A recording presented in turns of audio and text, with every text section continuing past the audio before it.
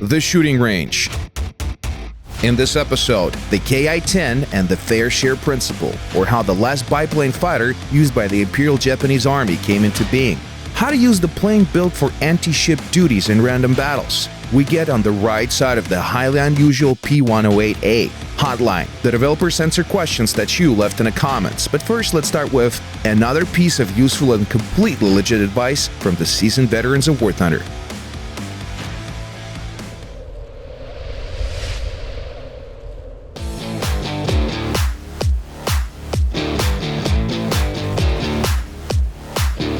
What makes a good attack aircraft? A bulky frame, high-caliber guns, a respectable bomb load, and an impressive range of rockets. But consider this. Why do you need to inconvenience yourself with bombs or rockets when you can outshoot any fighter? Exactly. So just shoot your rockets away and drop your bombs right at the start of the match. We don't need them. And now let the real hunt begin. Get in there and fire at everything that gets in your sights. Don't waste your energy looking out for AA gunfire watching your back. You're an attack aircraft after all, not a defense aircraft. That makes perfect sense. Unfortunately, not every ground vehicle has a sturdy frame. If you don't feel confident in yourself, try to engage your opponents from the maximum distance. Think about it. What's the point of going to the thick of the battle if you end up as a heap of burning metal? No, we'll be smarter. Let the daredevils and madmen contest the points. We'll find our own way to the enemy, along the edge of the map. Maximum distance, remember? Sometimes you'll even catch a glimpse of an opponent. What a good fight! And not a scratch in our beautiful armor. Marvelous. It is clear that every tank was built with a specific purpose in mind. Light tanks spot enemies, heavies are the team's shield, medium tanks deal damage and mount flanking maneuvers, this kind of thing. Well, floating tanks are built to operate in water. It's right in the name. So if you see any Allied floating vehicle on land, help your misguided teammate and push it back into the closest body of water. They'll be extremely grateful that you did so. 100%. Pro tip: do not take this advice too seriously.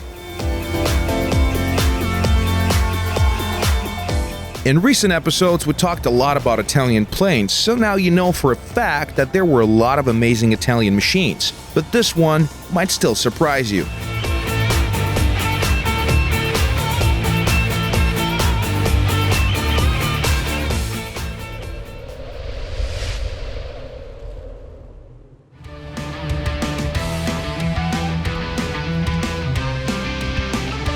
What's this? It looks almost like a B-17 type bomber, but there are no bombs. What you get instead is a fearsome 102mm cannon. What? We'll be blunt. This beast is hard to tame.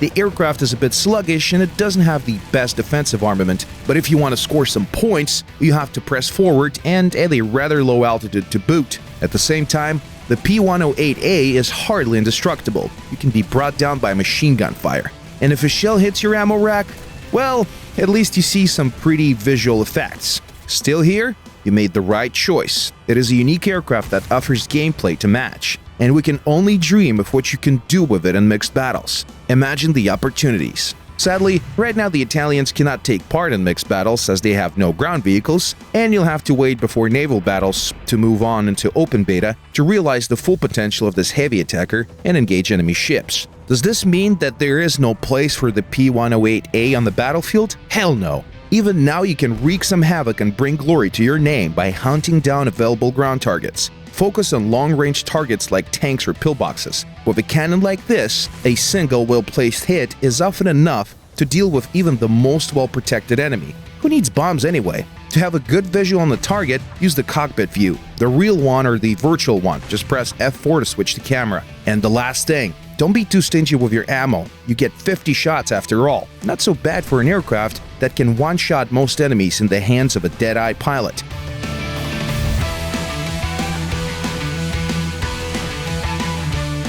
Next up is the story of one of the best planes of its class that almost didn't come to be.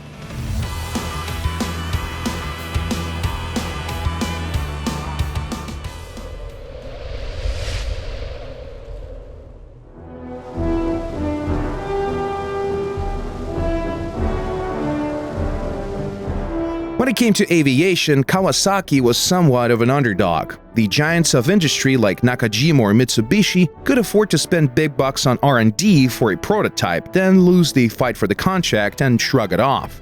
Kawasaki had no money to spare. In order to stand out in the crowd, they went a very special way. They decided to be as progressive and as different as possible. This approach had some massive drawbacks though. First, at one point, the engineers at Kawasaki, who constantly drew from the experience of their counterparts overseas, especially German ones, went with the modern liquid-cooled inline engines. This automatically meant that the Navy wouldn't order anything Kawasaki, and that the Army would be wary of this aircraft as well. The Army brass preferred the designs with radial engines too, and who could blame them? Radial engines were simpler and more reliable. Second, progressive aircraft were expensive, and it took considerably more effort to design them. Take a look at what happened in the early 30s, for example. The Army ordered major aircraft companies to build a new fighter. The Kawasaki Zenshi was the Parasol Wing KDA-3, which was equipped with the bleeding-edge inline engine based on the German BMW 6. But the Army chose the comparable Nakajima Type 91 fighter with a conventional radial engine. Richard Vogt, who was the chief designer at Kawasaki at the time, decided to prove the superiority of inline engines to the Japanese military at any cost, and as early as 1934 showed them a new monoplane fighter that was designated the Ki-5. This aircraft was not simply up to the world standards. In some ways, it was well ahead of its time, yet the plane was an utter failure. It found little interest among the military, and no wonder. The pilots as well as technical staff were simply not ready to handle it. This was the tipping point for Vogt, who promptly left Kawasaki and returned to Germany. If all of this happened in Europe or the United States, successive failures of this kind would mean the end of the company. But it was Japan. When other major aircraft manufacturers saw that Kawasaki was in trouble, they stepped back. This was the rule of fair share in work. The idea is pretty simple. In Japan, there is certain recognition of the principle of equitable treatment.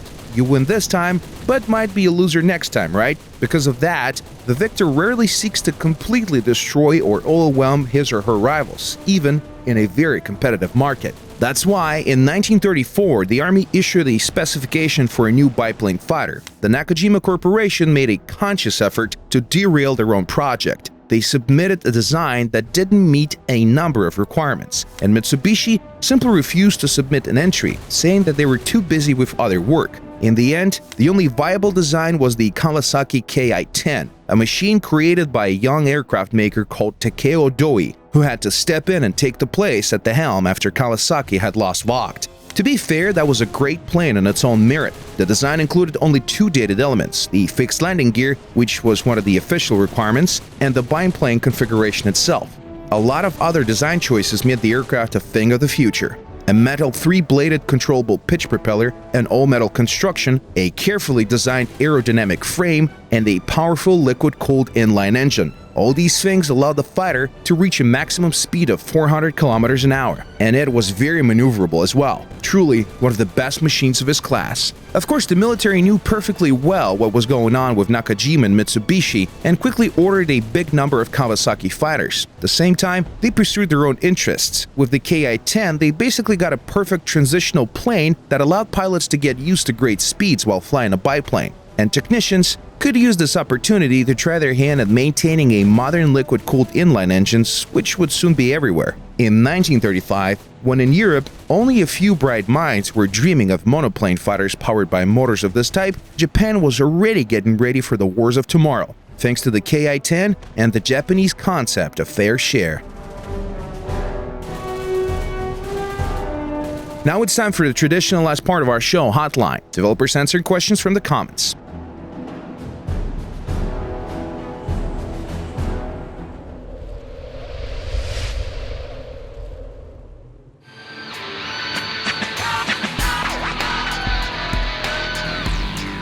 Strictly speaking, it's not the most serious-minded section of the show. If you want answers to be given with solemn faces, feel free to appeal to the official War Thunder forums. Here we'll have a more lighthearted discussion of the big questions of War Thunder.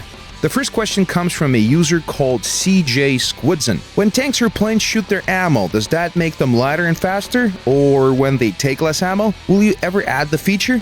Actually, there is a feature like that already. The weight of ammunition does affect the performance of the plane War Thunder, but on a very little scale. Then there's a message from a player called Ogujan Aiden. Hey Gaijin, heard nothing about naval forces recently. How's it going? Working on it, mate. As you know, we have pretty big plans for it, with destroyers and whatnot. please bear with us. We try to make the game mode as good and fun as we can. Hunting Fox asks, can you do an office tour?